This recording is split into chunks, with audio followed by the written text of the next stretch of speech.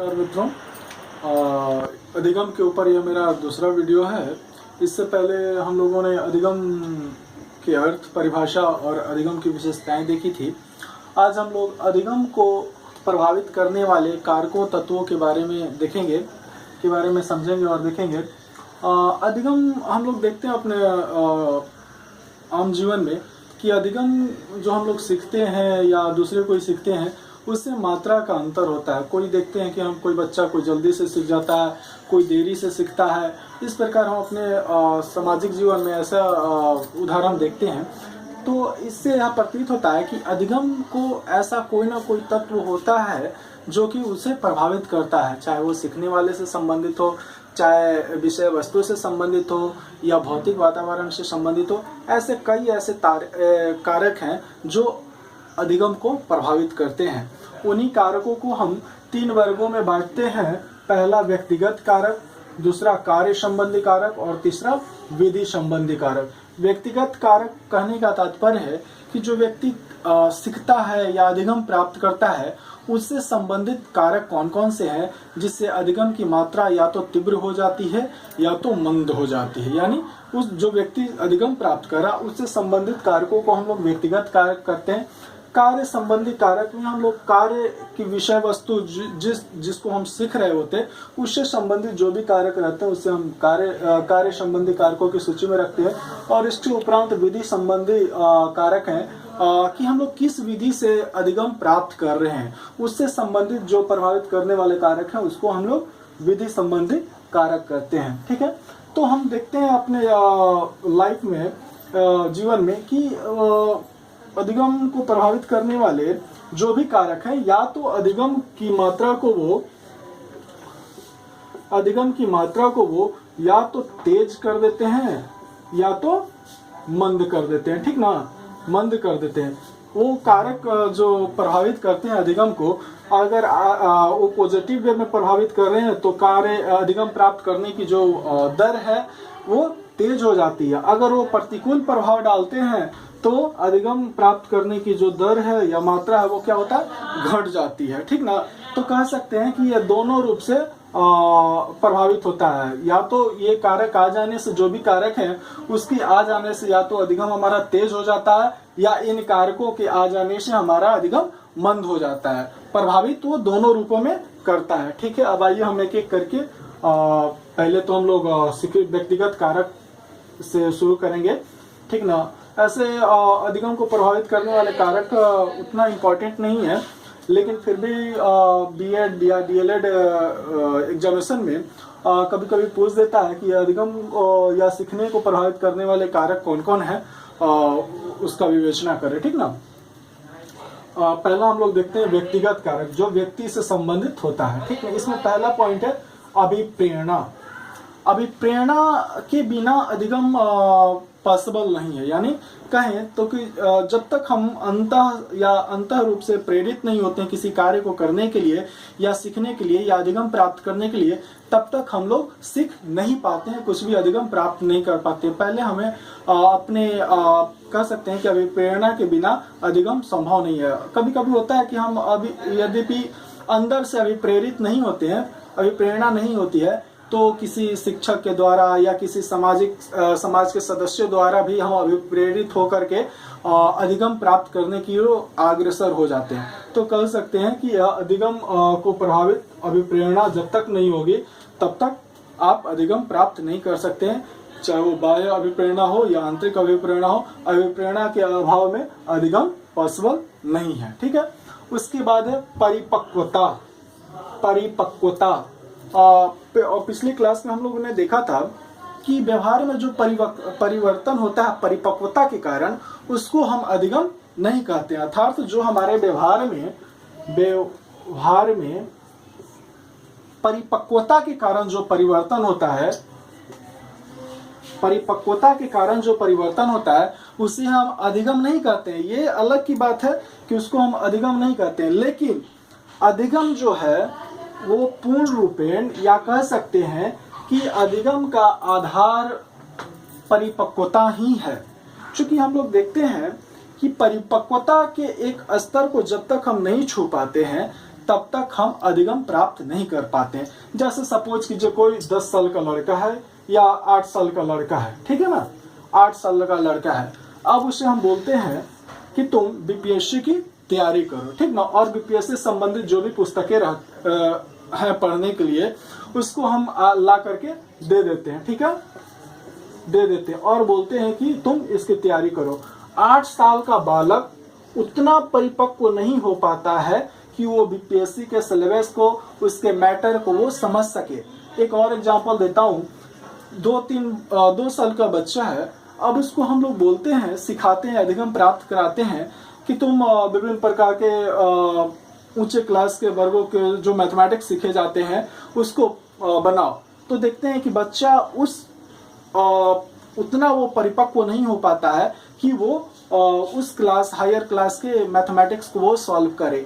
जैसे देखिए, बच्चा जब जन्म लेता है, 4, 5, 6 मंथ का रहता है, अब उसके हाथ में हम पेंसिल दे करके और बोले कि तुम का कहारा लिखो बाबू, तो उसका मांसपेशी या हाथ का जो फिंगर रहता है उतना वो अभिवृद्धि या परिपक्व नहीं हो पाता कि वो पेन या पेंसिल को ठीक ढंग से पकड़े। लेकिन जैसे ही वो बालक 3, 4 साल का, 2.5 साल का होता है, उसकी हाथ की अंगुलियां परिपक्व हो जाती हैं और वो पकड़ने के काबिल हो जाता है। तब जाकर के वो वर्णमाला के बारे में ज्ञान प्राप्त या अधिगम करता है, कहारा या कखगघ सीखता है। तो हम देखते हैं कि ये सही है कि परिपक्वता के आधार पर जो हमारे व्यवहार में परिवर्तन होता है उसे हम अधिगम नहीं कहते हैं, लेकिन अधिगम का मूलभूत आधार परिपक्वता है, यही है।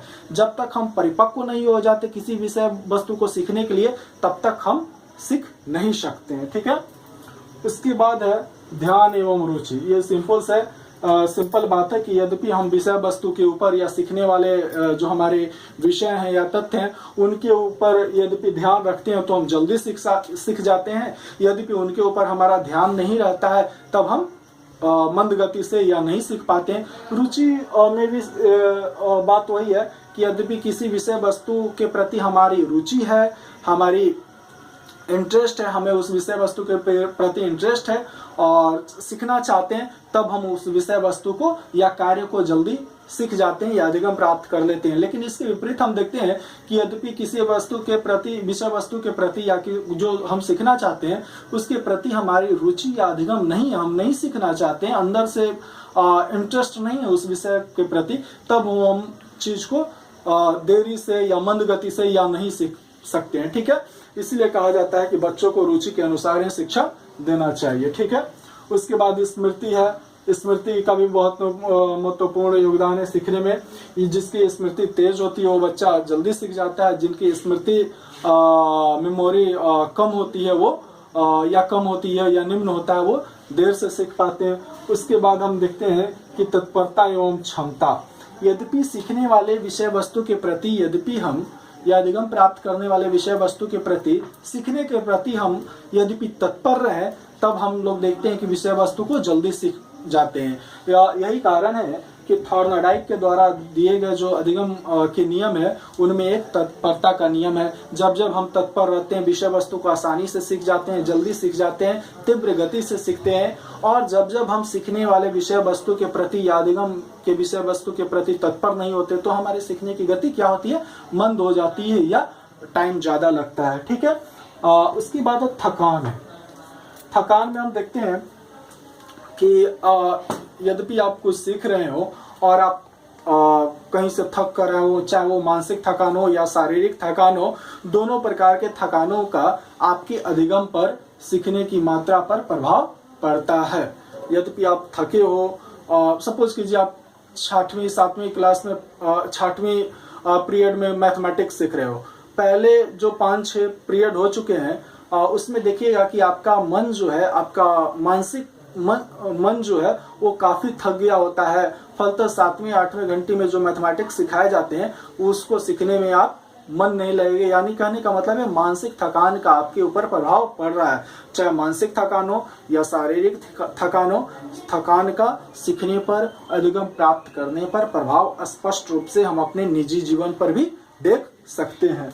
उसके बाद है मानसिक स्वास्थ्य, ठीक ना, मेंटल हाइजीन या मेंटल हेल्थ का प्रभाव आपके अधिगम प्राप्त करने पर पड़ता है, ये बताने वाली बात नहीं है।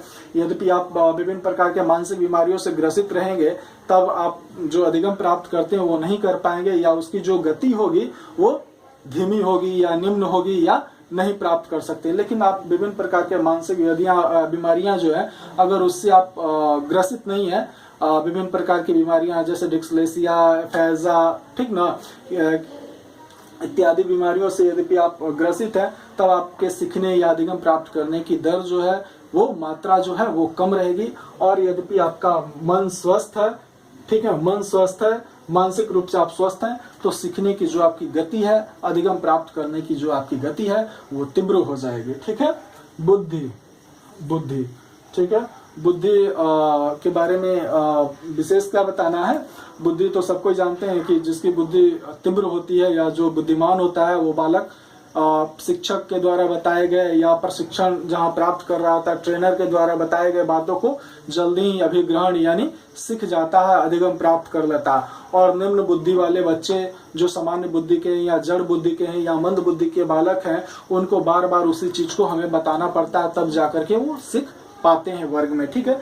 तो बुद्धि भी हमारे अधिगम को प्रभावित करता है। स्वास्थ्य, उम्र एवं लिंग, ठीक है। स्वास्थ्य हमने देख लिया, आपका फिजिकली हेल्थ भी आपके सीखने को प्रभावित करता है। उम्र में भी हम लोग देखते हैं, जैसा कि गिलफोर्ड ने बताया है कि स्वास्थ्य, उम्र और लिंग सीखने अधिगम प्राप्त करने को प्रभावित करता है। गिलफोर्ड का यह कहना है कि उम्र एक विशेष जो स्तर होता है उम्र का, जब अगर हम सपोज कीजिए इतने 10 साल हमारा उम्र हो गया, ठीक है, अगर 10 साल की उम्र में जो बातें हमें अधिगम प्राप्त करनी है, अगर उससे ज्यादा 10 साल के लिए जो बनाया गया पाठ्यक्रम बनाया गया, अगर हम 15 साल के पाठ्यक्रम को ग्रहण करना चाहते हैं तो हमारे सीखने या अधिगम प्राप्त करने की गति जो है वो मंद पड़ जाएगी। इसकी तरह गिलफोर्ड ने और भी बताया है कि लिंग भी, जेंडर भी अधिगम को प्रभावित करता है। गिलफोर्ड ने यह स्पष्ट किया है कि लड़कों के बजाय लड़कियां जो होती हैं समान उम्र में सपोज कीजिए लड़की का एज 10 वर्ष है, लड़का का भी एज 10 वर्ष है। अब जो है गिलफोर्ड अध्ययन करके बताते हैं कि दोनों का 10-10 वर्ष है, लेकिन अधिगम की जो मात्रा लड़कियों में होती है वो तीव्र होती है और ज्यादा स्पष्ट होती है। वो ज्यादा तेज गति से लड़कों के बनिस्पत लड़कियां ज्यादा तेज गति से सीखती हैं। ये गिलफोर्ड महोदय ने बताया है। इसके उपरांत हम लोग देखते हैं भोजन का भी सीखने पर महत्वपूर्ण प्रभाव या एक महत्वपूर्ण कारक है जो सीखने को प्रभावित करता है। जैसा हमारा भोजन होता है वैसा ही हमारा स्वास्थ्य होता है। यद्यपि हम देखते हैं कि जो बच्चे कुपोषण के शिकार हो जाते हैं, जो स्लम एरिया में या झुग्गी झोपड़ियों में रहते हैं, उन बच्चों का देखते हैं हम लोग डाइट या भोजन सही संतुलित मात्रा में नहीं मिल पाता है। फलतः उनका जो शारीरिक विकास हो या मानसिक विकास हो उतना नहीं हो पाता है जितना कि होना चाहिए। फलतः क्या होता है कि भोजन के अभाव में उनका मन, शरीर उतना विकसित नहीं हो पाता है, और जब विकसित नहीं हो पाता उनका मन तो अधिगम अपने आप ही प्रभावित हो जाता है। इसके उपरांत हम देखते हैं इन कारकों के अलावा देखते हैं कि कार्य संबंधी भी कुछ कारक हैं जो अधिगम को प्रभावित करते हैं। ठीक ना। कार्य संबंधी कारक कहने का मतलब है कि जो कार्य आप सीखना चाहते हैं या अधिगम विषय वस्तु जो आप सीख रहे हैं या अधिगम कर रहे हैं उसका स्वरूप कैसा है। जैसा कि देखिए कार्य की कठिनाई का स्तर, के बारे में हम लोग देखें, हम लोग प्रायः देखते हैं कि यद्यपि कार्य की कठिनाई का स्तर यद्यपि निम्न है तब हम क्या करते हैं, जल्दी अधिगम यानी जल्दी सीख जाते हैं। लेकिन यदि कार्य की कठिनाई का स्तर यद्यपि बहुत उच्च है और कठिन कार्य का स्तर है तब हम मंद गति से या धीरे धीरे या देरी से सीख पाते हैं। ठीक ना। यद्यपि कार्य बहुत कठिन है तो उसको सीखने में बहुत परेशानी होती है। ये हम और आप अपने निजी जीवन में भी देखते हैं कि यद्यपि कार्य की कठिनाई का स्तर बहुत हाई है यानी कठिन कार्य है तब उसको हम लोग देरी से या बहुत मुश्किल से सीख पाते हैं। लेकिन यद्यपि कोई किसी कार्य की कठिनाई का स्तर बहुत निम्न है, इजी कार्य है, तब उसको हम लोग जल्दी सीख जाते हैं। ठीक ना। कार्य की समानता, जैसे अभी हम कोई कार्य की समानता से अच्छा रहेगा हम लोग कह सकते हैं पूर्व ज्ञान। ठीक ना। पूर्व ज्ञान कहने का तात्पर्य है कि पूर्व ज्ञान जो हमने पूर्व में ज्ञान प्राप्त कर लिया या अधिगम प्राप्त कर लिया, हम जो नवीन ज्ञान प्राप्त करने जा रहे हैं, नवीन अधिगम प्राप्त करते जाते हैं, उन दोनों में कितना सिमिलरिटी है, कितना समानता है। यद्यपि समानता ज्यादा होगी तब उस कार्य को या उस अधिगम या सीखने की विषय वस्तु को हम लोग जल्दी ग्रहण कर लेंगे।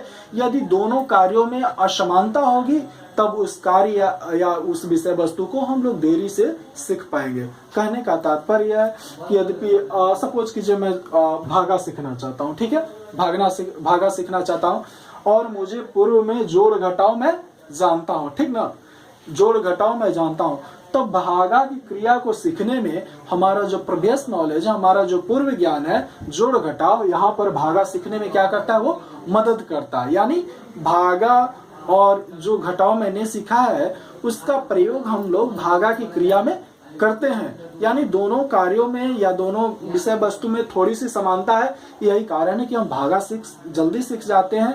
लेकिन यद्यपि इससे इतर जो भी मैथमेटिक्स या कोई और सब्जेक्ट के सीखने वाले विषय वस्तु हैं उनको हम लोग अगर सीखे तो वहां पर वो मदद नहीं करता है। यानी प्रीवियस नॉलेज और कार्यों की समानता अगर रहती है तब हम क्या करते हैं, अधिगम जल्दी प्राप्त कर लेते हैं, ठीक ना। कार्य का अर्थपूर्ण होना, यानी जो कार्य या जो विषय वस्तु आप अधिगम प्राप्त कर रहे हैं यद्यपि वो आपके व्यवहारिक जीवन में उसका अर्थपूर्ण योगदान है, आपके रियल लाइफ में उसका यूटिलाइज है, उसके अर्थ को आप जानते हैं, तब ऐसे कार्य को आप जल्दी ही सीख जाएंगे। यद्यपि कार्य अर्थपूर्ण है, आप उसे समझ नहीं पा रहे हैं कि उसका प्रयोग हम अपने व्यवहारिक जीवन में किस प्रकार करेंगे, तब वो ऐसे कार्यों को आप जल्दी नहीं सीख पाएंगे, ठीक है। उसके बाद है कार्य की लंबाई। यह देखा गया है कि यद्यपि कार्य बहुत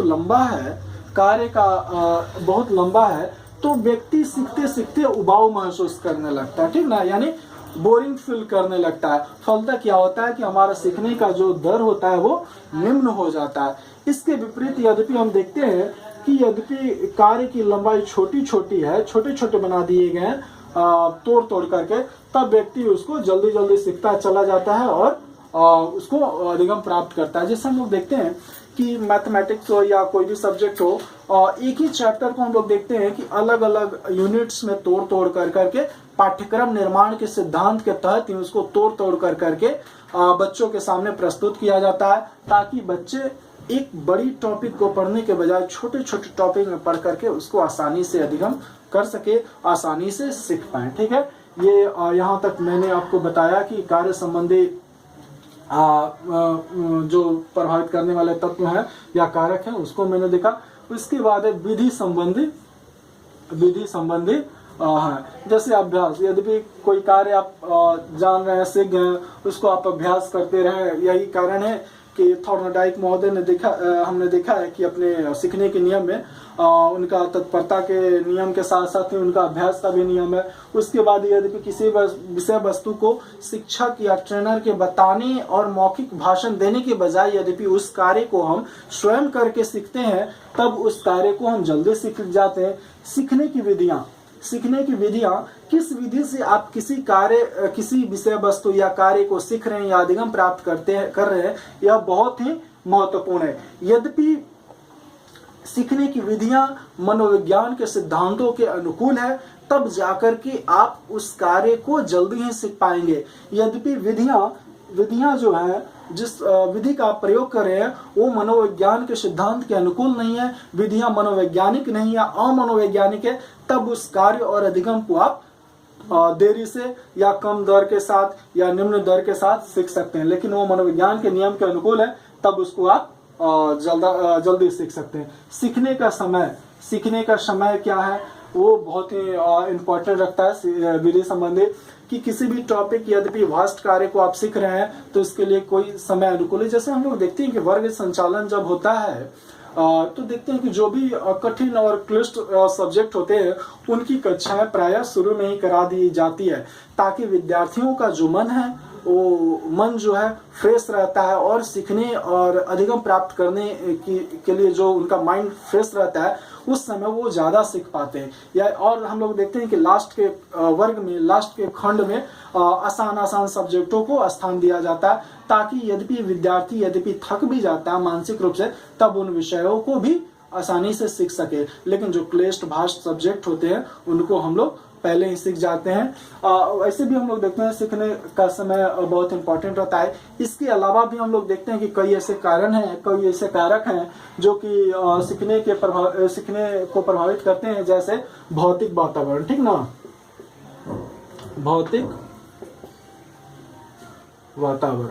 भौतिक वातावरण जहां आप सीख रहे होते हो, जहां आप कार्य को संपादित कर रहे हैं या अधिगम प्राप्त कर रहे हैं, वहां का एटमॉस्फेयर कैसा, वहां का वातावरण कैसा है। यद्यपि सपोज कीजिए आप जहां सीख रहे हैं वहां पर नेत्र प्रिय वातावरण नहीं है जो आपकी आंखों के अनुकूल है। आप सीख रहे हैं यहाँ पर इस बंद रूम में और यहाँ पर लाइट का अभाव है, ठीक ना, तो आप यहाँ पर अधिगम प्राप्त नहीं कर सकते हैं। यहाँ पर वातावरण कौतूहलपूर्ण है, यानी हल्ला हो रहा है, शोर शराबा है, तब भी आप यहाँ पर सीख नहीं पाएंगे, ठीक ना। इसके अलावा देखिएगा कि यहाँ पर बहुत ज़्यादा शोर शराबा हो रहा है, लाइट की कमी है, बेंच नहीं है, कुर्सी नहीं है, आपको ऐसे ही बैठ करके सीखना पड़ रहा है, झुग्गी झोपड़ी ऐसे स्थानों पर आप नहीं सीख सकते, या फिर सीख भी पाते हैं तो सीखने की जो दर है या मात्रा वो काफ़ी कम होगी। डॉक्टर स्वार्ट्ज ने अध्ययन करके बताया है कि सीखने वाले क्षेत्र का भौतिक वातावरण यद्यपि सीखने वाले के अनुकूल है, प्रतिकूल नहीं है। यानी मैं यद्यपि कुछ सीख रहा हूँ और यह वातावरण हमारे अनुकूल है, तब हमारे सीखने की जो मात्रा होगी वो काफ़ी तीव्र हो जाएगी। और यद्यपि यह वातावरण बाह्य जो एटमॉस्फेयर है वो हमारे प्रतिकूल है, तब हम उन बातों को नहीं सीख पाते हैं। इसके अतिरिक्त और एक कथन है, वो है सिखाने वाला या शिक्षक या ट्रेनर की संचार क्षमता, ठीक ना। यद्यपि सिखाने वाले शिक्षक या ट्रेनर की संचार क्षमता यानी बोलने सिखाने का स्टाइल, प्रभावित करने का, भाषण देने में यद्यपि वो माहिर है और दूसरे को प्रभावित करता है, तब जाकर करके आपको वो बेटर ढंग से और न सीखने की इच्छा होते हुए वो आपको सिखा देता है। जैसे गोल्डबैक और कैम्पबेल ने यह अध्ययन करके बताया है कि यद्यपि शिक्षक के पास या ट्रेनर के पास उचित संचार क्षमता है, तब विद्यार्थियों को न सीखने की इच्छा होते हुए भी विद्यार्थी उस विषय वस्तु को सीखने या अधिगम प्राप्त करने के लिए मजबूर हो जाते हैं। यह अध्ययन करके कि गोल्डबैक और कैम्पबेल ने बताया है। अभी तक तो हम लोगों ने देखा कि विधि संबंधी कारक यानी सीखने को प्रभावित करने वाले कारक के और विधि संबंधी कारक और व्यक्तिगत कारक के बारे में अध्ययन किया है, और इसके अतिरिक्त भी कुछ